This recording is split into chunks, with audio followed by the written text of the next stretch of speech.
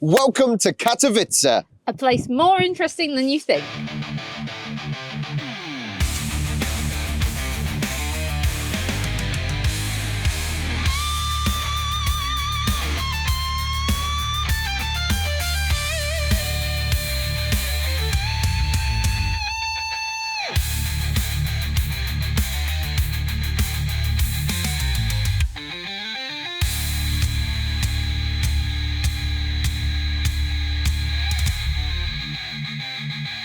You want incredible architecture? Well, we start on the outside of Katowice in the Katowice. Now, this was created in the early 20th century by the Zillman brothers. And it was created with everything in mind. So they've got everything around here they could need to allow them to be self-sufficient. How special is this though?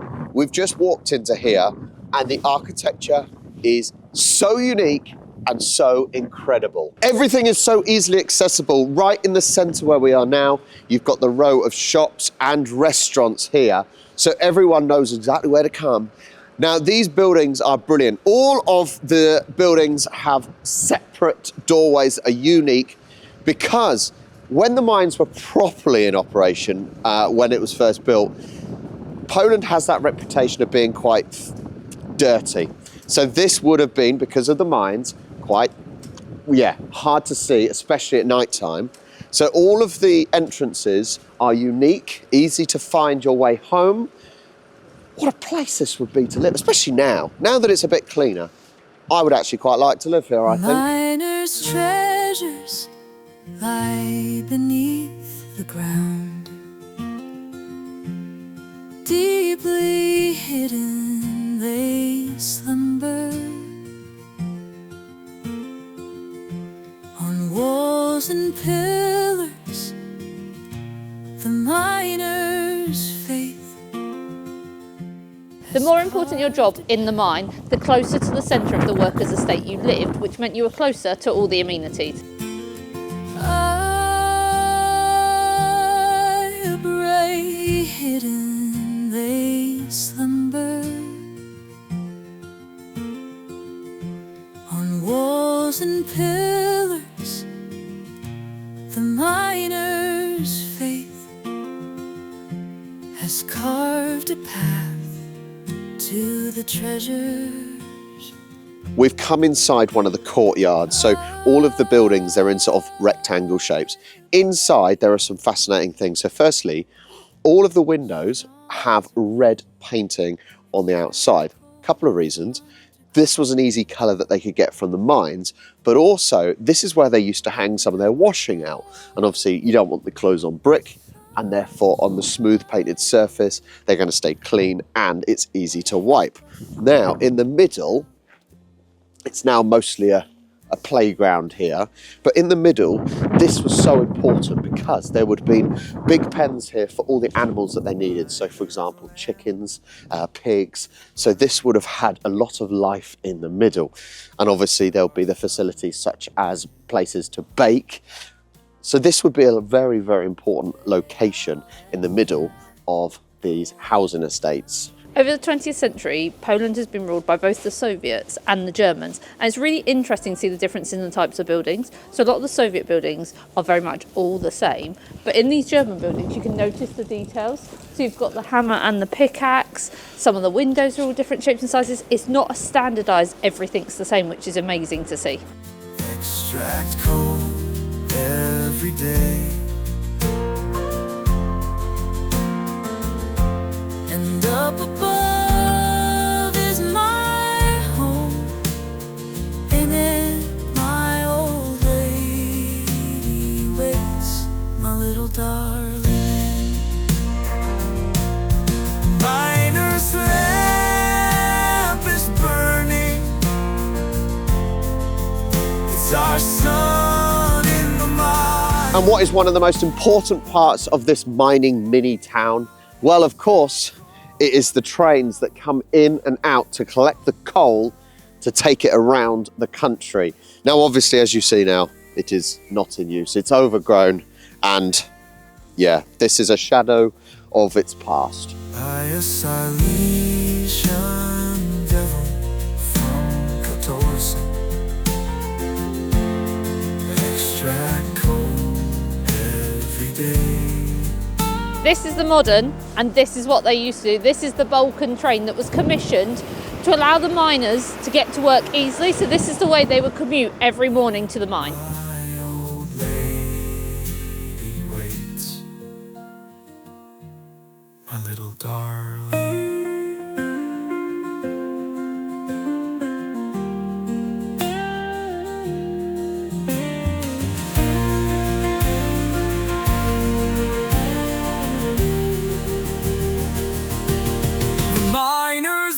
This is the moment I've really been waiting for.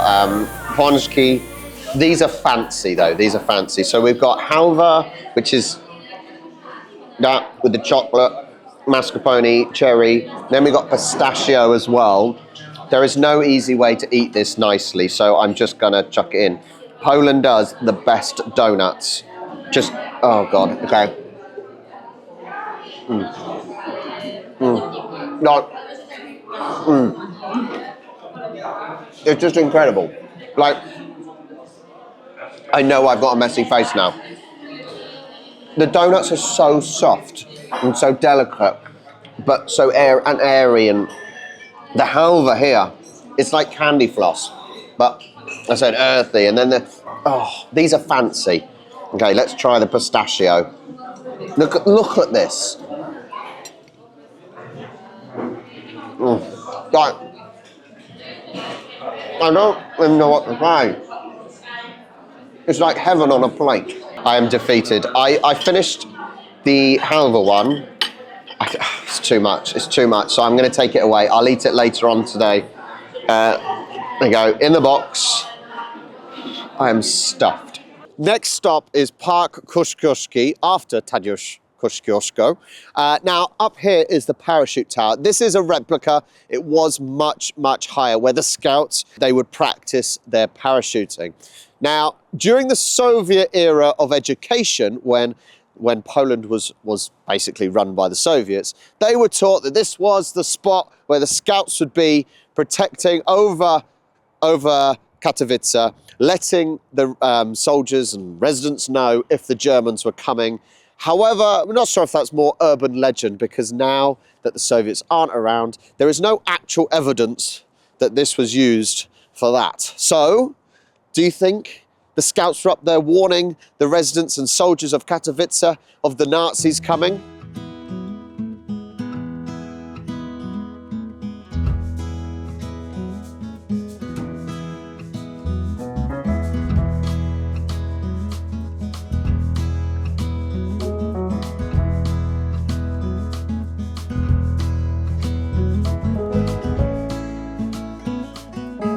Well, this park does have a lot of uses for recreational use. So here is one thing: you can bring your own toboggan and you can go all the way down along the green over there. You've got like almost a mini ski slope, especially when it's snowy. That would be really, really good. So there's lots of places in this park like that, where it's just, you're in the middle of the city, but you can still do these cool activities. So like, think about it, in the middle of winter when it's snowy, you've got these awesome things, but even in the summer when it's lovely weather, you're all having fun. I can imagine, obviously there's no one here really at the moment, apart from a few dog walkers, but this would be a really, really nice place to be when it's busy. That would be so cool. And I'm just gutted I don't have a toboggan, so I can't go down it. So there's a bit of a backward stereotype towards Katowice, in that it's really far behind the rest of Poland.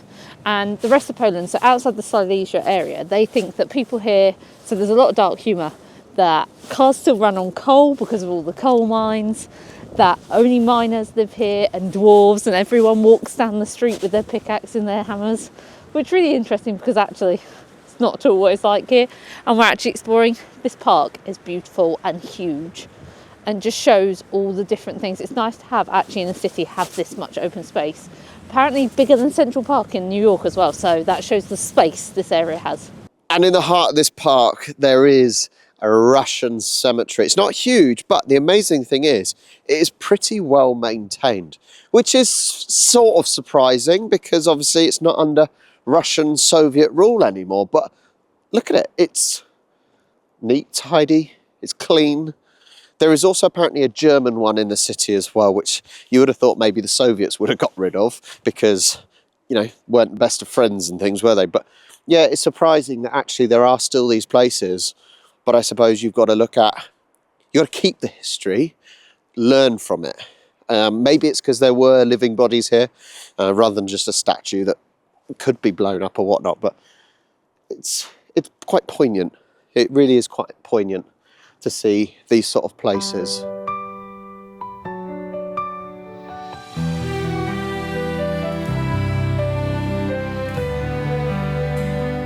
Next stop, we've come to Wujek mine.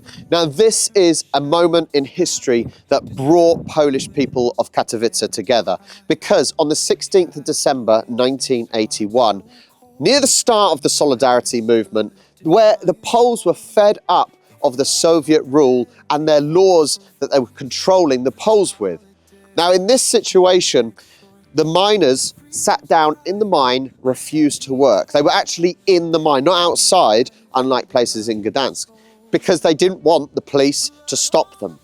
Now, on this day, the 16th of December 1981, it turned violent after a peaceful protest. The police came in with their weapons and their tanks, and unfortunately 9 miners were killed. This really has brought the city together on what was a horrendous moment, but actually helped Poland rise up and become independent again. Again.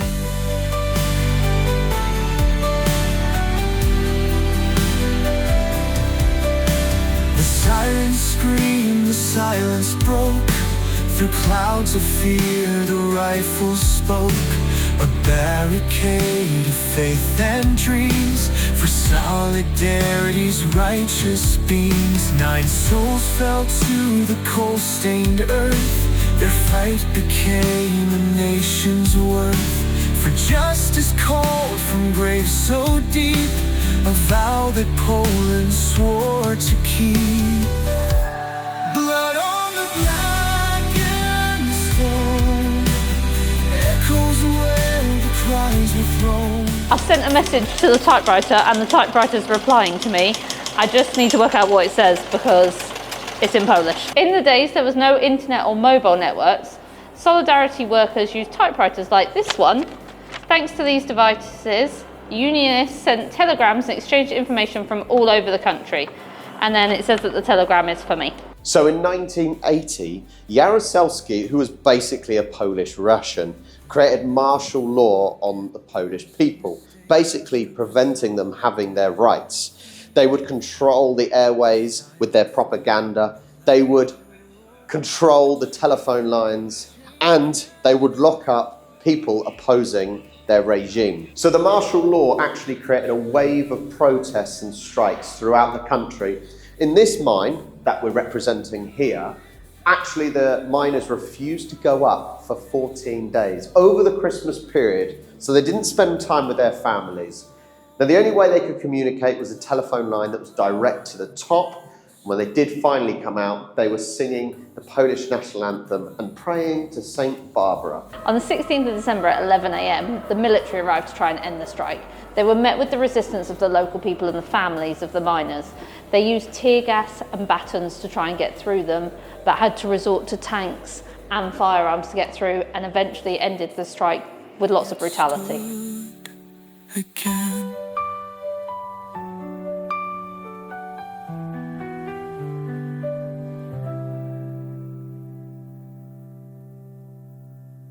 The strikes were just the start of this movement, because many years afterwards, through fear, through struggle, and through more strikes, the Solidarity movement finally won in 1991, leading to a free Poland that we have today. Well, that was fascinating. So interesting. It really was. And museums like that are very good because they are interactive and explain history in an interesting way. I think we need more positive now, so we're going to head to the centre of Katowice.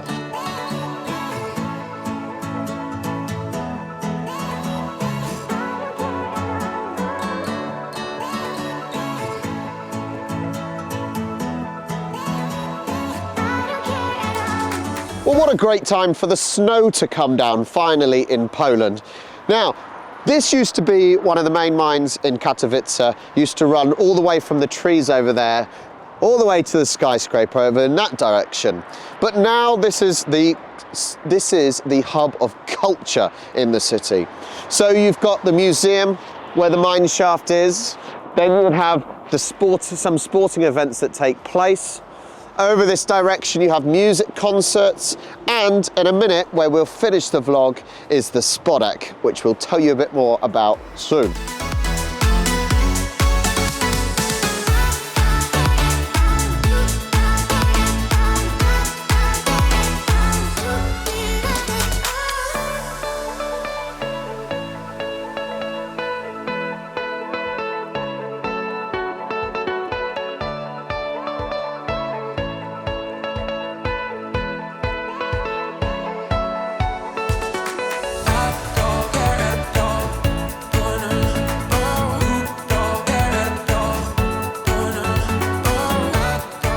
And to end today's episode in Katowice, we come to one of Poland's most recognisable structures. It is the Spodek. Which means the saucer. It is one of the most popular music venues and holds lots of different sporting events for up to 11,500 people. Now, I'll give you a myth. When it was built in 1971, locals thought that due to its design, it may have got alien technology to its anti-gravity type design. So a perfect place to end today's vlog. So, as I hope you can see, Katowice is certainly more interesting than you think, and it is definitely a place people, I think, should visit in Poland. I agree. So, thank you so much for joining us again. Please make sure you like and subscribe. Go to charlieandrob.com to see a little bit more about us, and we'll catch you next time. Bye.